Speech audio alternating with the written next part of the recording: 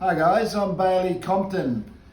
You will have seen me in many CPD courses and other things, and Leverage has been involved with this onput of COVID and how it's affected the industry.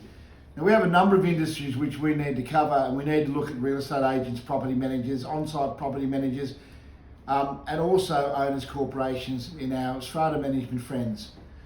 This video will talk about a range of things, including COVID plans, masks, workplaces, people coming to your office, what's going to happen in your day-to-day business in sales, property management. What do you need to look at as a strata manager?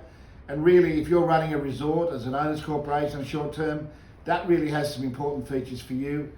And one of our newcomers to what we do is the construction industry. And the construction industry has become really important to Leverage as we've ran a number of key cases in relation to the construction industry in the last 12 months. So let's try and get the background. Let's try and just bed down the background because this is new. Started on the 11th of October 2021, and we know it's going to move regularly over the next number of weeks. And these videos, the road to freedom and ultimate freedom, where we don't have masks, we don't have sanitizer, we don't have to put up the smell anymore. It's going to come over a period of time, and it will change on a weekly basis. And I've got to say, the government's produced a really convoluted bit of information and a convoluted order which is not easy to understand. So we're going to try and debunk it. Please don't try and read the order and match it, because what I've tried to do is make it really simple in terms of what you're doing. In terms of the areas, they're going to have two areas still. You're going to have regional New South Wales and Sydney City. For some reason or other, what they've done is double-dosed people in Sydney City are the same as a single-dose person from the region. And we won't be able to travel from one of those regions to the other regions unless it's for work or one of the good reasons set out within the COVID plan. We cannot travel from Sydney to the Hunter Valley for recreation yet. That may change when we reach 80%, but right today, we can only leave general Sydney to go into the recreation areas, regional areas, or leave the regional areas to come into Sydney if we're going to a place of residence or we're going there for the purposes of work. So we can't do anything else. The COVID orders in relation to your workplace are very clear. Your workplace, so what do you do with your workers? Your workers are going to fit into two categories: double vaxxed and unvaxxed. And what the orders simply say is we still can't require workers to come to work. So if their work can be done from home, they should be allowed to do it from home. They should only come to work if it's necessary to service your clients. Alternatively, it's put on both the employer and the employee to keep unvaccinated people at home. And the order says an employee must tell their employee to stay at home if they're unvaxxed, unless there's no other way of them doing the work. And it goes on to say an employee must stay at home if they're unvaxxed, and only come to work if there's no other way of them doing their work. So generally speaking, they want unvaxxed people at home. They want everyone at home really, and they give a priority to those who are double vaxxed and coming into the workplace. The second part of your workers is we're talking about double vaccination, and if you can require double vaccination. I'm not going to deal with this here. We do not have any clear guidance from the government on whether you can require your employees or other people to be vaccinated. You can set up some rules. Everyone is going to have to do a COVID plan. So under the October 11 orders, COVID plans are still in place. Just like the old health orders, we have a COVID plan which we have to do. But they refer to all the industries having to go and put in a COVID plan.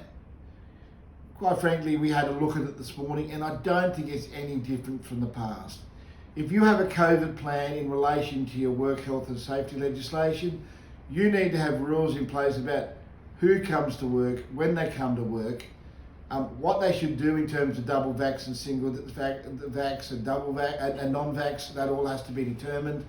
You have to work out your own policies in relation to keeping people apart and everything else. It really is your decision in terms of how you do your COVID plan. But COVID plans are going to be required in relation to inspections, auctions, and undertaking the sales process in relation to property, which we will deal with separately within this video. The October 11 one doesn't deal clearly with people coming to your office. And you're going to have people who want to come to your office. I have a lady who's 83 years of age who wants to come in, desperate to come in and sign her will privately. She doesn't want to do it by Zoom, and we've tried to encourage her, but she says, look, I've been double vaxxed and you've been double vaxxed. Our COVID plan says two things. For our workers, we want to keep them 1.4 apart. We want to maintain the 1 person to 4 metre rule in-house. We want to make certain that everyone has a mask if they feel in trouble, and we have plenty of sanitizer around. In relation to our visitors, they have to do 4 things. They have to QR. They have to make certain that they show us their wallet with their certificate of double vaccination in. 3, they need to wear a mask. 4, they need to use the sanitizer before they even come into the office. We're very clear about those 4 steps. And there's a requirement in our COVID plan that when somebody leaves the office, we sanitise the area where the people have been so there's no chance of spreading it. I'm going to tell you, I'll be very scared to get rid of the smell of sanitiser when this is all over. The COVID rules in relation to sales and real estate are pretty vast and wide.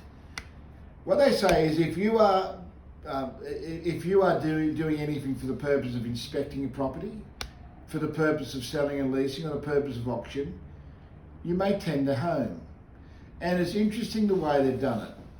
They've said you can have 10 visitors to your home, and the only other people who can come to your home are people who are coming there for the purpose of work. And they've included a number of categories of people for work, and G in paragraph 2.2 says one of those workers are people who are there for the purpose of inspection, sales and leasing. So let me go through that for you. The COVID rules do allow you to go and inspect the property for the purpose of doing an agency agreement. It does allow you to visit a person's home to get an agency agreement completed. It does allow you to do open houses. It does allow you to run auctions on site, and it does allow you to run an auction house. But let's have a look at each of those, the 3 elements in terms of the auction, the inspections, the auctions and the auction houses. If you are having open houses, you need to comply with the 5 steps. You need a COVID plan. Everyone must be masked. You must QR and you must show your certificate of double vaccine. You must keep the 1.4 metre rule in terms of people coming through the house, and you must ensure the social distancing. They are the 5 elements you must have. You must have them in your COVID plan, and you must facilitate it. One of the things they do say in the order, which is probably important for salespeople, is if you do not have the facilities for the QR code, you must have a register in print which people can sign and execute to show that they've done the QR. And you also, in that, they need to acknowledge that they've been double vaxxed. So the 5 elements are very clear and they're set out above. In terms of auctions, you can run an auction on site. It doesn't limit the number. It does say in open areas, if it's in-house, if the auction's held in the house, you need to have the 1 per 4 square metre rule. If it's outside, it's 1 per 2 square metre rule. And so you're able to actually run an auction, but you've got to keep those people separated. But remember, you need your COVID plan. Everyone needs to be masked. They need to be socially distanced. They need to you need to comply with the square metre rule. They need to be QR'd, and they need to be able to give you a certificate, show you in their wallet their certificate of clearance. In general things speaking, we can do everything with sales we've ever done, provided we have those 5 things in place. If we're going to run an auction room, perfectly okay. You can run auctions in an auction room now, provided that you do keep the 5 things: the COVID plan, the masking, the social distancing, the 1 per 4 square metre rule, and people have signed in and shown you their certificate of double vaccine. So provided in sales you comply with the 5 COVID principles I've just outlined, you're going to be okay. So let's look at the orders in relation to the October 11 orders in relation to property management. Remember the same rules which relate to sales and open house. You can run an open house for property management now. You can run private inspection as long as you comply with the 5 rules. And the 5 rules, as I keep on saying, is you must have a COVID plan. You must have masking. You must have the 1 per 4 square metre rule on the inside, 1 for 2 outside. You must have social distance of 1.5 metres, and you must have people signing in and showing you their certificate of double vaccine. Now, by the way, as I said to you earlier, double vaccine also relates to a person outside of the Sydney area which has had a single vax. So interesting enough, if you come from Dubbo, you'd only need one jab. If when you're in Sydney, you need a double jab. I find that one a bit strange, but it's there. The special criteria which is set out in the regs in relation to property management is that you are allowed to attend a place to do urgent repairs in the case of health or safety. So any urgent repair that needs to be done under the Residential Tenancies Act, you are quite legitimate able to send a tradesperson in to fix up those urgent repairs, and I think that's really handy. The October 11 orders in relation to strata schemes, well, that is an interesting one. It only has one rule if you look at it on the surface. It says that on a common property you must wear masks.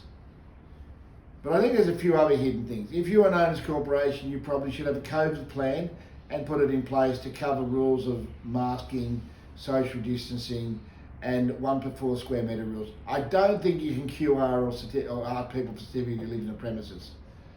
What is an interesting side is the swimming pool. An indoor if a swimming pool is indoors, it's specially covered under the Act, and obviously they're not going to require you to mask in a swimming pool. But you will be required as an indoor place to comply with the 1 to 4 square metre rule, and to ensure that you only have your social distance of 1.5 metres apart. Obviously, if you're with your nearest and dearest, I don't think social distancing is a problem. However, they will be looking for social distancing between groups, and they will be looking for the 1 per 4 square metre rule. Interesting enough, they haven't actually stopped them. The owners' corporations which we are concerned about are resorts. You on-site property managers who run resorts like Pacific Blue and Kiara from Port Macquarie, there's many of them around the state where an on-site property manager is responsible for the building management as well as the short-term letting arrangements. First of all, no one can go outside of Sydney for a holiday. You can only take people from holidays from within your region. So if it's in the country and somebody comes to you from Newcastle, the Coffs, you can have them. If somebody's going from Sydney, the Coffs, it's a no-no.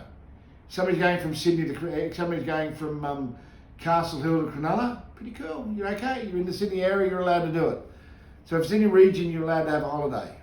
But if you are having people in your owners corporation resort, you do need your COVID plan. You do need to make certain there's no more than 20 in an area of 20 people in the recreation area. You do need to make certain they're 1 per 4 square metres, and you do need to make certain there's social distancing arrangements in place. And where possible, I would always suggest that you have masking in place. Finally, the October 11 rules talk about construction, and construction has been one of those most controversial issues that have been involved with the COVID period. As you know, a lot of COVID, the construction was shut down for 2 weeks in July. But pretty much construction is back to the same place it was before it started. However, if you are running a building site, you need your COVID plan. You need to wear masks if necessary in terms of people if they're working indoors, they need to be masked up. You need to look for the indoor distancing of 1 per 4 square metres, and outside 1 to 2 square metres. And finally, it is double vaxxed people who are allowed on building sites, not unvaxxed people. We know that that's not going to be nice for some employees because you are going to work and it's the only place to go to work. They haven't banned unvaxxed people. But if you are bringing unvaxxed people onto the work site, you should be asking them to have regular COVID tests to make certain that your workforce is protected. Your COVID plan forms part of your work health and safety rules. It should also form part of your safety plans, which you have for your work health and safety guidelines, which you give to your the person who engages you, such as your owner's corporation. A lot of stuff to take in, but if we get our COVID plan right, we keep our masks on where necessary, we keep social distance, we keep the 1 per 4 square metre rule, and we keep the rule. You sign in and you see their certificate of double vax, we're going to be okay. This will change on a weekly basis until December, where hopefully we'll have no masks, no social distancing, we'll be able to cuddle up with people we don't know. But at this stage, this is the progress, and we're on the road to freedom. I'm Bailey Compton.